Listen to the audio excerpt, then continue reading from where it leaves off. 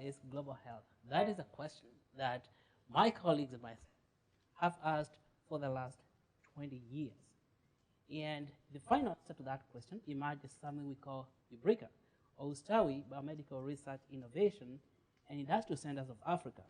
Why is global health so important? It's important to you because Uncle Sam, for the last 10 years, has spent $1 trillion on global health.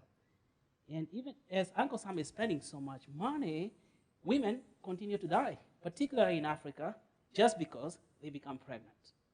Pregnancy in Africa is a death sentence to many women. And even when the child is born, the chance of this child surviving beyond 1 year is very limited.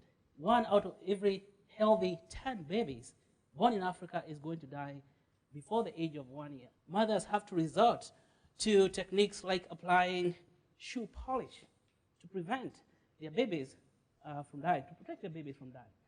And even those who survive 1 year, there is no guarantee that they're going to live beyond age 50.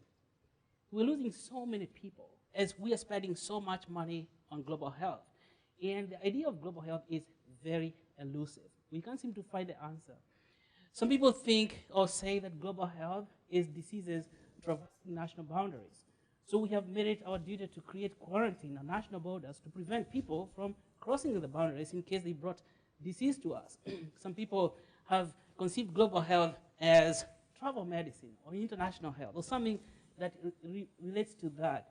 Others have conceived global health as donating mosquito nets to people in African villages, or even donating condoms to protect people from HIV and such activities.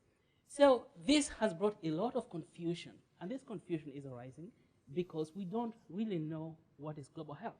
When you look at this question really deeply, we thought that global health is not about all these things, not about people traveling, not about national boundaries, but it's about our ability to produce health in every one of us on this planet. Okay? Then we encountered another problem. Global health is just a name that is a metaphysical name that points to what? We know that human beings know things by their physical nature. For example, if you look at the image right here, you can tell it's a potato. It's a potato because it has got physical features, something that you know is tangible. And what if I was to tell you it was a carrot? What would you say? Well, you're pulling my leg, you know, because I can tell that's not a carrot. So it turns out that in order for us to know something, we need to know its physical nature. And so we ask ourselves, what are the physical features of global health? That was the question. And then, before we could even figure out the physical features, before you can figure out the physical features of a thing, you have to think about how the thing functions. So we said, this thing has to produce health of humans, okay? So that health of human is in. It has also to produce health of animals. Why? Because animals contribute 85% of all infectious diseases incident to human, including nearly all the diseases that end up becoming global pandemics, like Ebola, they come from animals. Then the environment where people live, clean water, sanitation, pollution, also all contribute to the health outcomes of a human. But then there was one more important thing that people seem to forget: money. When you don't have money, all the diseases will come to you. So when we look closely at those 4 elements, we found that 2 things are in operation here. There's one health theory that recognizes that in order for us to produce health in humans, we have to think about the animals and the environment where the humans live. And we call that One Health. And for the last 20 years or so, people have been working on One Health theory.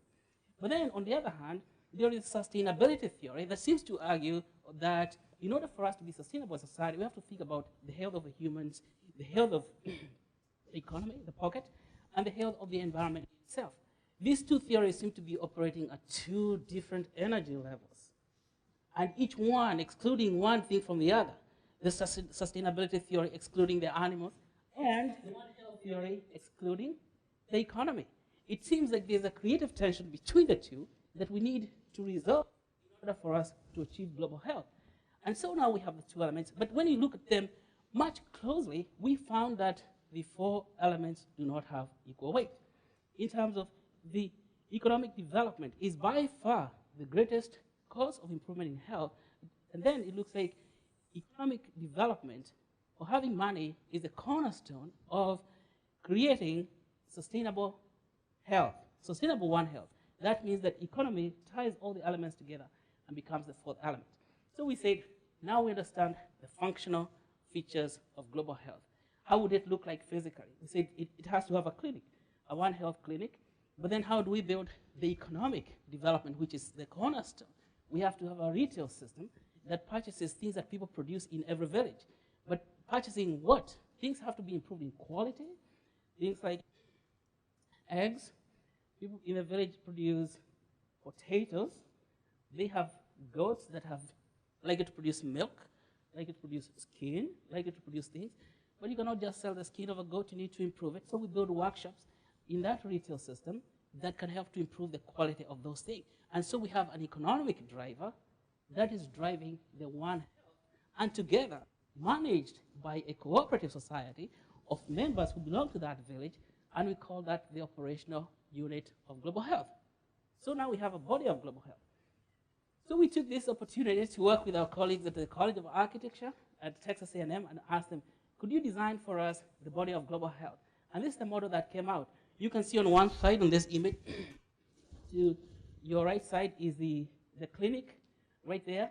And then it has a retail store in the middle surrounded by workshop. You can have a food cooperative workshop. You have leather cooperative workshop. You have wood workshop, metal workshop, and you can put this in any village you want. And so we said, now we have a body of global health. And we give the name of that body of global health, Ubrica Retail Clinical Center, or URCC. Then we knew something else is a food, that when you have a body, like my own body, it's not just a body, it has the ability to detect the changes in the environment. How do I detect changes in the environment? Because I extend myself to the environment in which I live. Now, in order for us to build the extension of this, we employ 4 kinds of community workers. Community health worker, a community economic development worker, a community social worker, and another community worker just to manage the whole process. So the community health worker is somebody who is going to collect information about diseases and health that's happening to every family with the ability to detect diseases before they can leave the family. The community economic development worker helps to tell the mothers and the fathers in that village that there's opportunity for you to sell sheep in our cooperative society. And of course, getting people to become members of that cooperative so that we are all in one unit.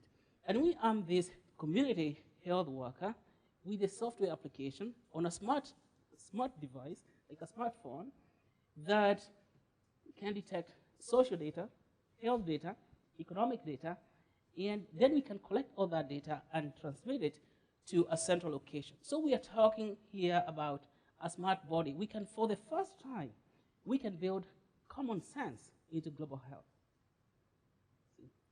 So we have global health that is intelligent. It's able to detect data. If we had this system, Ebola would not have left West Africa to travel all the way to the United States to come and cause trouble in the United States. So we say, how do we distribute this? In Kenya, we propose to build a full network of these retail clinical centers distributed peripherally in the country and connected to a central site, which now would be the brain, on 4,000 acres, where we have advanced biomedical research facilities that would be using this data that is being transmitted, and then connected horizontally to one another, so that these retail facilities that are in each body of global health are able to create a common market for themselves. And so, to resolve the human resource problem, we know that Africa loses 68% of the people trained, the physicians trained in Africa, end up leaving the continent because they cannot get good jobs. In Kenya alone, lose about 55% of their doctors every year. What if we offered these doctors a franchise to own this unit that can be put in every village and tell, we're going to support you financially, match with financing, just the same way we do mortgage investment. We get a mortgage, you build this in your village, you'll be paying slowly over many years with a whole economic model built around it. Then we can create a distributed franchise of sustainable One Health communities all over the world, So we are saying that we produce global health by building sustainable One Health community. You've seen economic development is by far the greatest cause of improvement in health.